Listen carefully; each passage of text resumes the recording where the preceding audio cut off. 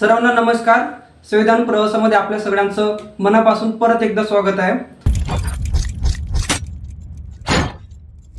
आज आपण article number 68 बघणार आहोत. त्यामध्ये राष्ट्रपती व मंत्रिपरिषद यामध्ये समन्वय कसे साधले जातात हे सांगितले गेले आहे. चला तर आपण ते जाणून घेऊयात. पंतप्रधान आणि मंत्रिपरिषद हे दोघे पण राष्ट्रपतीला सल्ला देतात आणि या दोघांचे राष्ट्रपती अनिवार्यपणे सल्ला स्वीकारतो.